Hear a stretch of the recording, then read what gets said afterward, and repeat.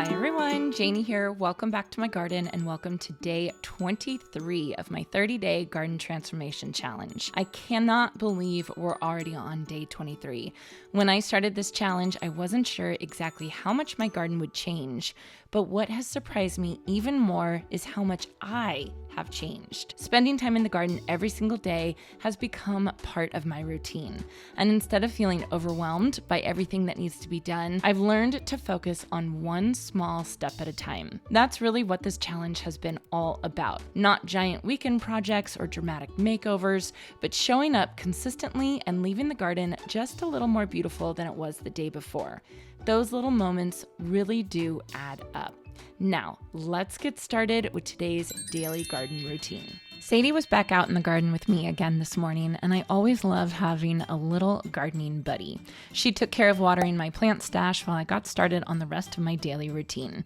It's nice to split up the jobs a little, and it's been fun having her join me throughout this challenge. I headed back to the back garden and tackled the next aisle on my weeding list before moving over to deadhead the young climbing roses along my rose alley. They're still just babies, but they're already putting on so much growth. It's exciting to think about what this pathway will look like in just a few years when the roses have matured and are climbing overhead, creating a tunnel of beautiful blooms. It's definitely one of those projects where a little patience now is going to pay off in a big way later. Next, I fertilized the annuals in my front berm and gave the new plantings in my window boxes a little TLC as well. Annuals are such heavy bloomers that they really benefit from regular feeding throughout the growing season. A little fertilizer every couple of waterings help keep them full, healthy, and covered in flowers instead of slowing down during the heat of summer. Finally, it was time for today's planting. I brought some lemon coral sedum up to the front of the dry creek bed to fill in a few bare spots that I had opened up while weeding. I love using this plant as a living mulch because it spreads beautifully, softens the edges of the rocks, and adds that bright chartreuse color that really makes the surrounding plants pop. My hope is that as it fills in, it'll also help shade the soil and naturally keep some of the weeds from coming back. It's another one of those small improvements that doesn't look like much today, but I know it'll make a big difference over time. All right, so I am done with my daily routine for day 23. Now what I want to do for my focus garden task is I want to take care of these guys right here. These are my improved Meyer lemon trees. And can you guys see the difference between the two? This one is looking good. The canopy is looking nice and full. There's new foliage on it, and this one is struggling. So I planted these guys obviously right after we installed the Haddon Stone planters, and this one looks, it mostly looks good. Now I'm looking at this foliage. I think they're a little bit stressed regardless because of the transplant. And this is a new spot for them, and that's kind of just what happens. Also, when I was transplanting them, their root balls just fell apart, and citrus lemon trees are very susceptible to transplant stress, especially if there's root damage, and there was just nothing I could do when I planted them. This one was way worse. The entire root ball fell apart, which was such a bummer. So what I'm going to do, I've been fertilizing them. I fertilize them about every month, maybe every 6 weeks or something, with a citrus fertilizer, especially because they're in containers and they really rely on me fertilizing them as opposed to my lemon tree that's in the ground. I still fertilize that one, but not as diligently as I fertilize these. But if you guys can see, this little baby, it's trying so hard. There are so many lemons on this one, and I am very proud of it, and I am very, very happy. But actually what I'm going to do today is I'm going to pull all these baby lemons.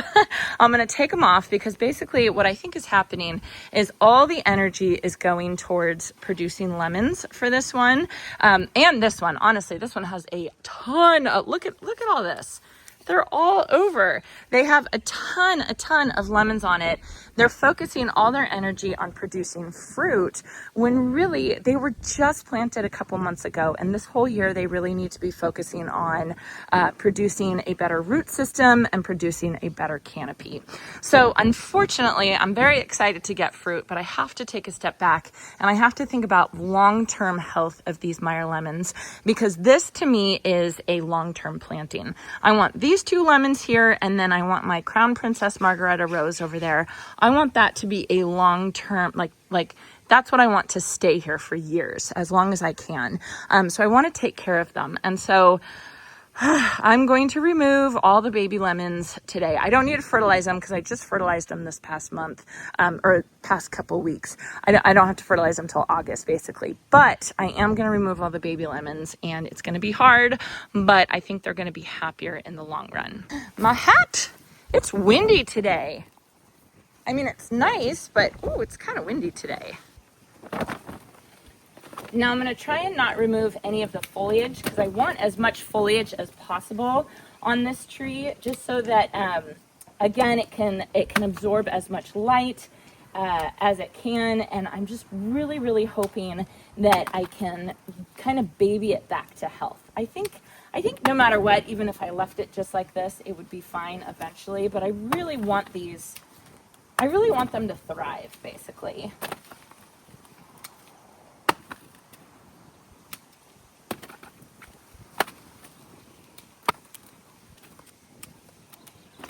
Gosh, I cannot believe how many lemons this thing produced. That was crazy.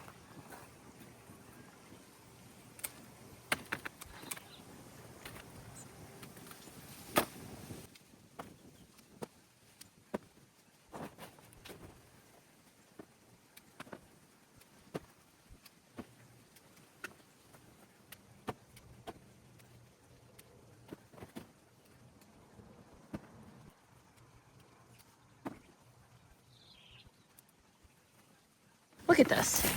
That is so many lemons on two little baby trees. Two little baby trees. That's crazy. It's a really good sign for later on as they get a little bit more established. I mean, can you imagine? It's going to be amazing. But at least for now, these baby lemon trees, they can really focus on getting their root system developed, getting their canopy developed. This one looks so much better than this one. It's just, yeah, I'm just going to have to baby them a little bit because I really want them to thrive right here. So the other thing that happened right after I finished my daily routine, I didn't film it. I didn't want to film him, but our pest control guy came. We have a pest control guy come out once a month, kind of check everything, make sure everything's doing okay. And he was working on the wasps today. And if you guys remember, a couple days ago, I was out here working, and there's a giant wasp nest in this air conditioner right here. I don't want to get too close to it. I don't think you guys can see it, but it's basically right there. So he came out to take care of it, and he said it was really big and really active here. And then there were a couple other places on the property that there were wasp activity. And he said this year has been really bad for wasps, which I don't know why. He doesn't know why, but it's just been really bad. So anyway, my air conditioner in my office is turned off today because I don't want any, I don't know. I don't want any air sucking through where he sprayed. I don't know what he sprays to get rid of the wasp, but I don't care. I honestly don't care because it's scary. Gosh, I don't know if you guys can see that. Can you see that?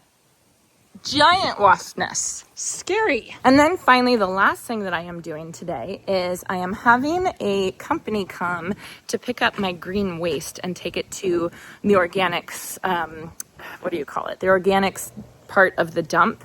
My dump has organics waste disposal, and they compost it. They hot compost it. And then you can actually go and get some of the compost. So I am having a company come out to take care of this giant pile that I've been making over the past 30 days. And it's just a constant battle for me dealing with garden waste. I already compost, but I don't think I compost big enough. I need some type of chipper, but I've rented a wood chipper before, and it was like for big trees and logs and stuff like that. And when it comes to this little stuff, I don't know, it just didn't work. So, I've kind of been racking my brain and talking to Jason about what we're going to do about our garden waste like this, and how we're going to manage it. My friend Raphael at Park Winners, he does hugel mounds, and he does I don't know what you call it, but basically he has hugel mounds all around his property, which I think is great. But I've pretty much planted all around my property, so I don't know if that's going to work for me. So anyway, I wanted to have this company come out. I want to see how much it costs for them to dispose of the waste, and see if it's worth it, or see if I should spend a couple $1,000s on like a really good garden chipper. I know they have like like garden mulchers and things like that. So anyway, I'm just trying to figure out what works for me. I think every gardener is a little bit different in what's going to work for them for garden waste, whether it's a 3-bin composting system, which I have, and it's full, a cold composting system, which I have, and it's full, a green waste bins through the county. I have 2 green waste bins. My friend Deb, she has 5 green waste bins. So I'm thinking about getting maybe a couple more green waste bins. Maybe that'll work.